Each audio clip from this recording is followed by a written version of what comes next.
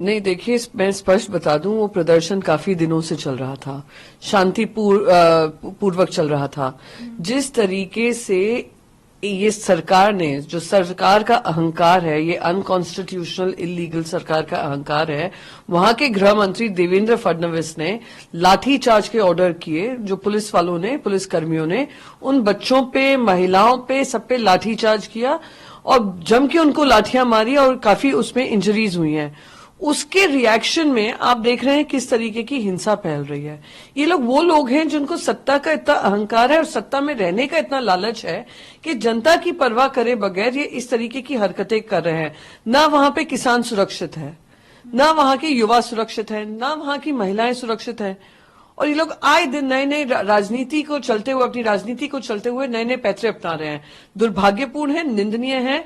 और पूरे ये जो सरकार है, उनको वहां के लोगों से माफी मांगनी चाहिए। वहां के जो होम मिनिस्टर, जो महाराष्ट्र के हमारे होम मिनिस्टर हैं, जो देवेंद्र फडणवीस हैं, उनको इमीडिएटली स्टेप डाउन करना चाहिए, क्योंकि ये जो आग इन्होंने शुरू की है, ये पूरे महाराष्ट्र के खिलाफ काम हुआ है। जी, वहां के एसपी कह रहे हैं कि उन्होंने उन पर हमला किया। उसके जिम्मेदार एकमात्र ये सरकार है।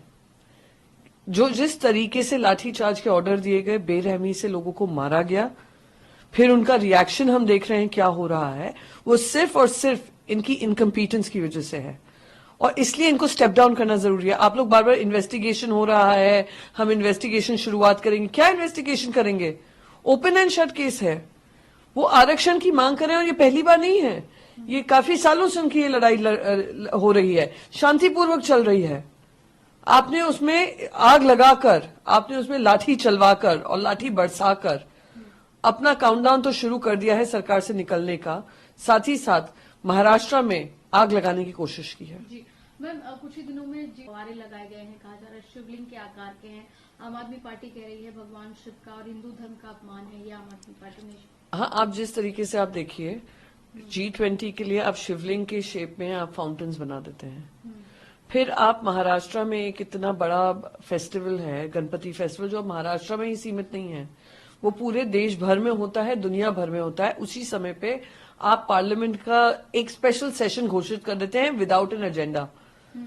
ये जो हिंदू, ढोंगी हिंदू हैं, जो राजनीति को से जुड़े हुए हिंदू हैं, जो अवसरवादी हिंदू हैं, वो सामने देश के आते जा रहे हैं।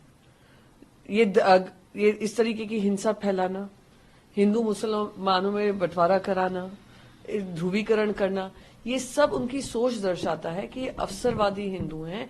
इन्होंने हिंदू होने का चोला पहना हुआ है। सही मायने से ना धर्म में विश्वास करते, ना किसी तरीके से संस्कार और संस्कृति में करते हैं। ये एक प्रमुख उदाहरण है कि आपने ब्यूटिफिकेशन किया है और कोई भी उसको देखेगा। मैंने खुद ने वो पिक्चर्स देखी हैं, वो शिवलिंग के ही शेप में है। तो आप अपमानित करें हमारे धर्म, हमारे हिंदू धर्म को, आप अपमानित करें हमारे भगवानों को, जिनके हम आस्था का हमारा विषय है। ये दिखाता है कि ढोंगी हिंदुत्ववादी हैं। जी, एलजी कह रहे हैं कि वो पेड़ पूजा, पेड़ों की, पहाड़ों की, सबकी पूजा होती है। अगर कोई शिवलिंग फव्वारों को समझ रहा है तो पूजा कर लीजिए। देखिए, शर्म आनी चाहिए कि आप इस तरीके की बहानेबाजी कर रहे हैं। राजस्थान में इतने अच्छे कारीगर हैं कि कुछ और भी बना सकते थे, वो इसी में सीमित क्यों किया गया? उनको कोई डिजाइन दी गई होगी, तभी उन्होंने बनाया है। उनको लगा होगा कि वो किसी मंदिर के लिए बन रहे हैं। उनको क्या पता था यहाँ पे आकर फव्वारे बन जाएंगे वो G20 के समिट के लिए। अंग्रेजों को तो समझने नहीं आने वाला है, जो बाकी सारे देश, दुनिया भर के लीडर्स आ रहे हैं, उनको समझ में नहीं आ रहा है। पर हमारी आस्था का विषय है, जिसको आहत पहुंची है, उसका संज्ञान लेना चाहिए। रही बात कि हाँ, सही बात है, आज हमारे हिंदू धर्म में पेड़ों की भी पूजा होती है, जीव जंतु की पूजा होती है, पर इसको एक मुखौटा बनाकर हिंदू धर्म के खिलाफ काम करना, ये कोई एक्सप्लेनेशन नहीं हुआ। जी, इसके साथ ही एलजी ये भी कह रहे हैं कि जितना काम अभी कुछ तो दिल्ली आज जितनी ही साफ सुथरी और सुंदर होती। अच्छा, वो आम आदमी पार्टी के लिए कह रहे थे। मुझे लगा वो मोदी जी पे कटाक्ष कर रहे थे कि 9 साल से वो सरकार में हैं और दिल्ली में लॉ एंड ऑर्डर व्यवस्था रही हो और बाकी सारी इंपॉर्टेंट व्यवस्था रही हो, वो तो केंद्र सरकार के हाथ में है। तो केंद्र सरकार की नाकामयाबी है कि आज दिल्ली को जो अर्बनाइजेशन मिलना चाहिए था, उसमें आप अड़ंगा डालते हैं। इतने सालों से म्युनिसिपल कॉर्पोरेशन में सरकार आपकी थी, मेयर आपके थे, अभी आकर बदलाव हुआ है, तो जैसे ही बदलाव हुआ है वो काम पे लग गए हैं। साथ ही साथ आप देखिए 9 साल की अगर बात करें तो अचानक से रातों रात जब G20 की मीटिंग्स मुंबई में हुई थी, वहां पे ब्यूटिफिकेशन की बजाय वहां पे वॉल्स खड़ी कर दी थी, प्लास्टिक की वॉल्स बना दी थी लंबी लंबी G20 दिखाने में। ये ब्यूटिफिकेशन नहीं होता है, ये अपनी नाकामयाबी और असफलता छुपाने का बात होता है। जी मैम, इसके साथ ही आज एक बड़ा मिशन चंद्रमा के बाद आदित्य L1 लॉन्च किया गया। मैं इसरो के सभी लोगों को, साइंटिस्ट हों, हमारे इंजीनियर्स हों, सबको बधाई देना चाहूंगी कि एक के बाद एक वो देश के लिए इतने अभिमान लाने वाले काम हो रहे हैं और एक सक्सेसफुल लॉन्च हुआ है। और मैं उम्मीद करती हूं, और ऑलरेडी हमारा देश उन 4 देशों में शामिल हो गया, 3 देशों के साथ शामिल हो गया है जिन्होंने ये L1 मिशन लॉन्च किया है, सोलर मिशन। तो हम उसमें से एक होंगे, ये गर्व की बात है। और 130 करोड़ इंडियंस आज सब गौरवान्वित तो फील कर ही रहे हैं, पर साथ ही साथ अपना एक अभिमान की फीलिंग है कि आज हमारे देश ने वो कर दिखाया है जो अनगिनत देश नहीं कर पाए हैं, डेवलप नेशंस नहीं कर पाए हैं। जी मैम, रक्षाबंधन का दौर हाल ही में बीजेपी कह रही है कि लगातार राजस्थान हो, छत्तीसगढ़ हो, यहाँ पर बलात्कार और जैसी घटनाएं बढ़ रही हैं, सरकार कुछ काम नहीं कर रही है। जेपी नड्डा का खुद बयान सामने आया है। देखिए, बहुत ही दुर्भाग्यपूर्ण है, बहुत ही निंदनीय है और आए दिन हम सुन रहे हैं कि ऐसी घटनाएं सामने आ रही हैं। पर साथ ही साथ अगर आप एक चीज नोट करेंगे, एनसीडब्ल्यू ने इमीडिएटली उस पर संज्ञान लिया। मणिपुर में उनको चिट्ठियां लिखते रहे, उन्होंने संज्ञान नहीं लिया। मैं वॉट अबाउटरी बिल्कुल नहीं करूंगी, पर यहाँ वहां के दोनों मुख्यमंत्रियों ने जवाबदारी लेकर कहा कि जो लोग इसके पीछे शामिल हैं हमने उनको हिरासत में ले लिया है 24 घंटे के अंदर अंदर। राजस्थान की बात हो तो जो ये नग्न अवस्था में महिला को घुमाया गया उनके परिवारजनों ने ही किया गया, वो और भी निंदनीय है। ये घोर अपराध है, पाप है, और ये सब पाप की भागीदारी हैं जिन्होंने इस तरीके की हरकत की है। पर उनके पाप के साथ साथ इनको सख्त से सख्त सजा हो, जल्द से जल्द सजा हो, और ये फास्ट ट्रैक कोर्ट में इनको सजा मिले और सख्त से सख्त सजा मिले, यही दोनों सरकारों से उम्मीद है और अपेक्षा है। जी, वन नेशन का जो एक रूल बीजेपी लेकर आ रही है, वन पार्टी। हाँ, तो जिस तरीके से इनके काम चल रहे हैं कि one nation one tax, one nation one ration card, one nation one this, one nation one that, तो ये जो वन नेशन की थियोरी है वो बिल्कुल जो हमारे हिंदू धर्म जो यूनिटी एंड डिवर्सिटी में मानती है, जो वासुदेव कुटुंबकम मानती है, उसके खिलाफ काम हो रहा है।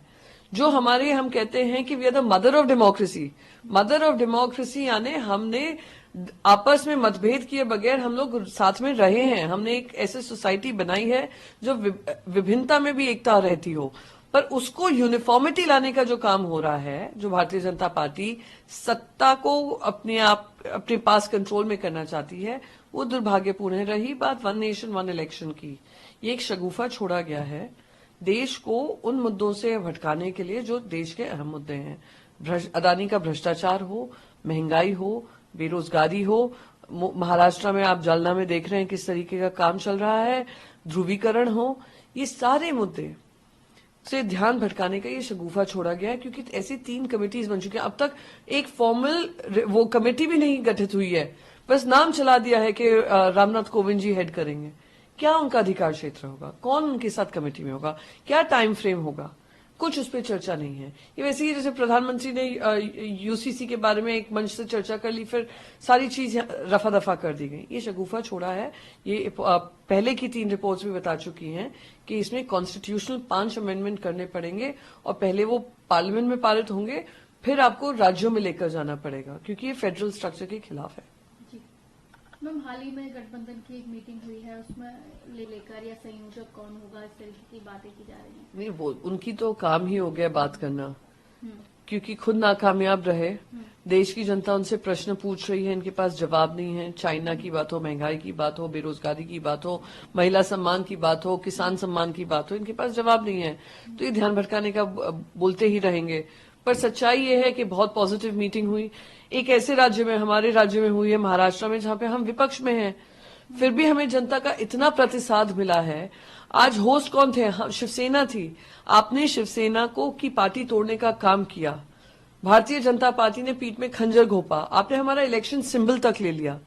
फिर भी हमने एक बहुत सक्सेसफुल हमने मीटिंग की जहां पे कमिटीज बनी है, वो कमिटीज जल्द से जल्द सीट शेयरिंग पे भी निर्णय लेंगी, साथ ही साथ क्या कॉमन कम्युनिकेशन होगा, क्या कॉमन थीम लाइन होगी, क्या रिसर्च होगा, सब कॉमन टॉकिंग पॉइंट्स होंगे, कॉमन नैरेटिव बनेगा, वो हमने काम किया है।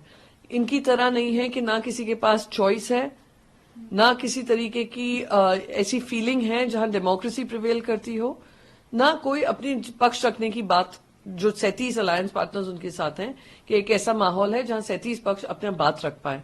यहाँ पे सिर्फ एक ही इंसान की चल रही है और